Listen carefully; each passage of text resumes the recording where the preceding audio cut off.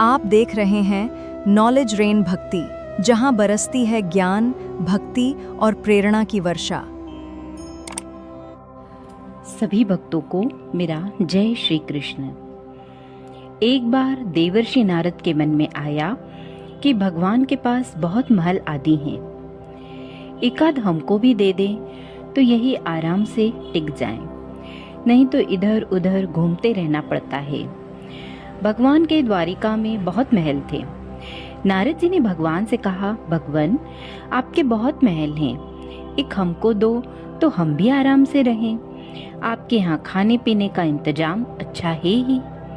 भगवान ने सोचा कि यह मेरा भक्त है, विरक्त सन्यासी है, अगर यह कहीं राजसी ठाट में रहने लगा तो थोड़े दिन में ही इसकी सारी विरक्ति भक्ति निकल जाएगी।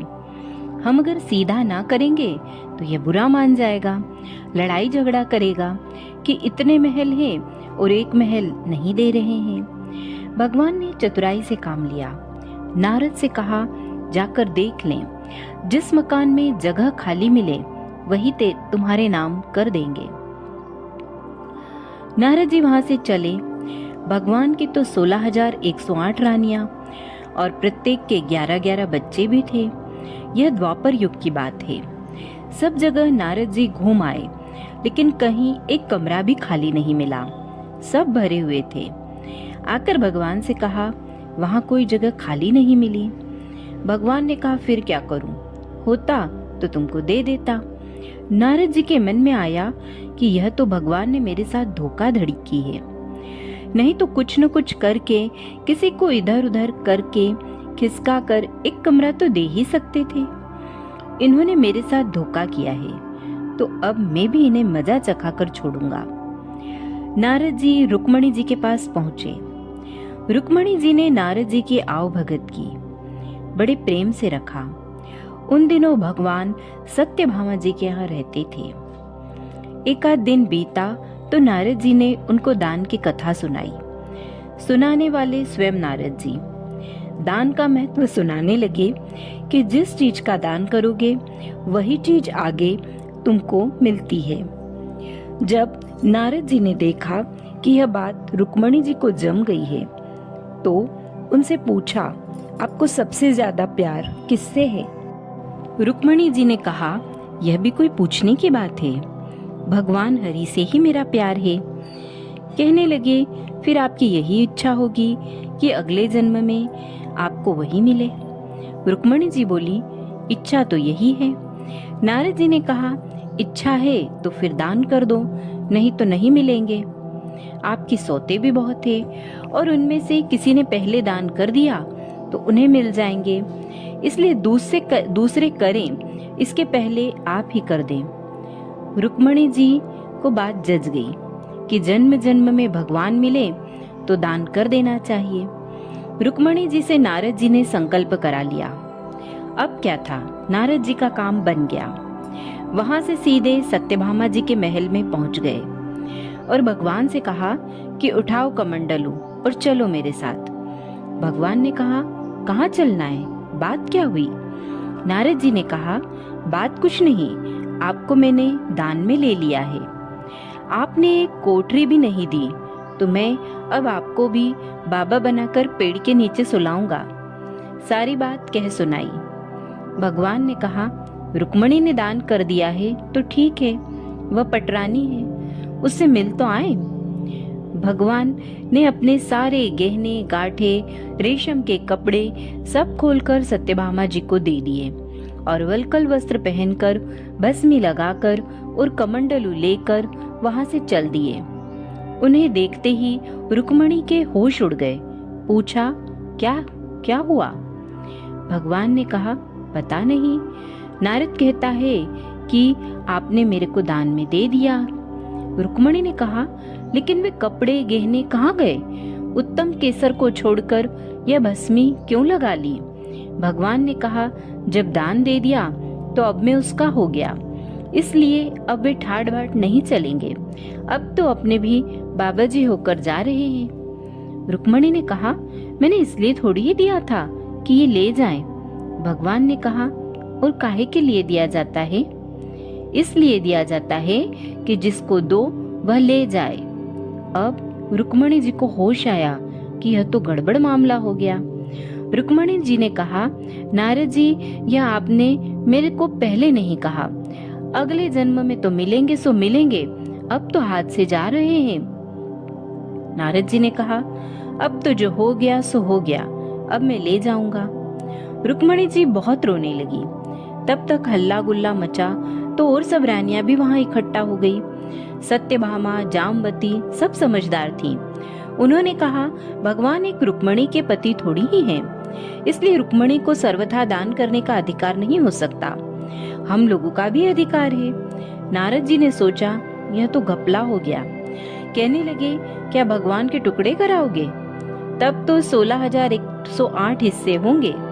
रानियों ने कहा, नारद जी कुछ ढंग की बात करो। नारद जी ने विचार किया कि अपने को तो महल ही चाहिए था और यही यह दे नहीं रहे थे। अब मौका ठीक है, समझौते पर बात आ रही है। नारद जी ने कहा, भगवान का जितना वजन है उतने का तुलादान कर देने से भी दान मान लिया जाता है। तुलादान से देह का दान माना जाता है, इसलिए भगवान के वजन का सोना, हीरा, पन्ना दे दो। इस पर सब रानियां राजी हो गई। बाकी तो सब राजी हो गए, लेकिन भगवान ने सोचा कि यह फिर मोह में पड़ रहा है, इसका महल का शौक नहीं गया। भगवान ने कहा, तुलादान कर देना चाहिए। यह बात तो ठीक है। भगवान तराजू के एक पलड़े के अंदर बैठ गए। दूसरे पलड़े में सारे गहने, हीरे, पन्ने रखे जाने लगे। लेकिन जो ब्रह्मांड को पेट में लेकर बैठा हो, उसे द्वारिका के धन से कहाँ पूरा होना है। सारा का सारा धन दूसरे पलड़े पर रख दिया, लेकिन जिस पलड़े पर भगवान बैठे थे वह वैसा का वैसा नीचे लगा रहा, ऊपर नहीं हुआ। नारद जी ने कहा, देख लो, तुला तो बराबर हो नहीं रहा है, अब मैं भगवान को ले जाऊंगा। सब कहने लगे, अरे कोई उपाय बताओ। नारद जी ने कहा, और कोई उपाय नहीं है। अन्य सब लोगों ने भी अपने अपने हीरे, पन्ने लाकर डाल दिए, लेकिन उससे क्या होना था, वे तो त्रिलोकी का भार लेकर बैठे थे।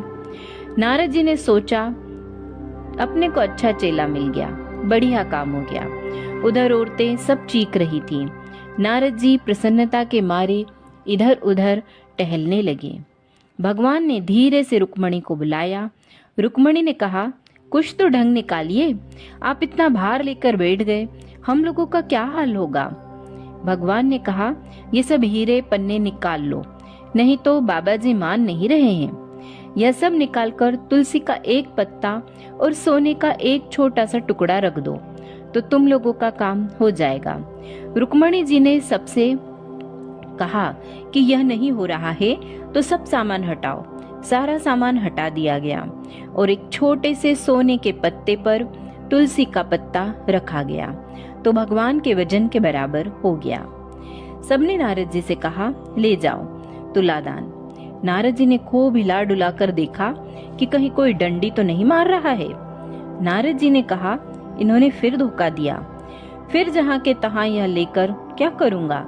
उन्होंने कहा, भगवान, यह आप अच्छा नहीं कर रहे हैं, केवल घर वालियों की बात सुनते हैं, मेरी तरफ देखो। भगवान ने कहा, तेरी तरफ क्या देखूं? तू सारे संसार के स्वरूप को समझकर फिर मोह के रास्ते जाना चाह रहा है, तो तेरी क्या बात सुनूं? तब नारद जी ने समझ लिया कि भगवान ने जो किया सो ठीक किया। नारद जी ने कहा, एक बात मेरी मान लो, आपने मेरे को तरह तरह के नाच अनादि काल से नचाए और मैंने तरह तरह के खेल आपको दिखाए। कभी मनुष्य, कभी गाय इत्यादि पशु, कभी इंद्र, वरुण आदि संसार में कोई ऐसा स्वरूप नहीं जो 84 के चक्कर में किसी न किसी समय में हर प्राणी ने नहीं भोग लिया। अनादिकाल से यह चक्कर चल रहा है। सब तरह से आपको खेल दिखाया, आप मेरे को ले जाते रहे और मैं खेलता रहा। अगर आपको मेरा कोई खेल पसंद आ गया हो तो आप राजा की जगह पर हैं और मैं ब्राह्मण हूँ, तो मेरे को कुछ इनाम देना चाहिए। वह इनाम यही चाहता हूँ कि मेरे शोक मोह की भावना निवृत्त होकर मैं आपके परम धाम में पहुँच जाऊँ। और यदि कहो कि तूने जितने खेल किए सब बेकार हैं, तो भी आप राजा हैं। जब कोई बार बार खराब खेल करता है तो राजा हुक्म देता है कि इसे निकाल दो। इसी प्रकार यदि मेरा खेल आपको पसंद नहीं आया है तो फिर आप कहो कि इसको कभी संसार की नृत्यशाला में नहीं लाना है, तो भी मेरी मुक्ति है। भगवान बड़े प्रसन्न होकर तराजू से उठे और नारद जी को छाती से लगाया और कहा, तेरी मुक्ति तो निश्चित है।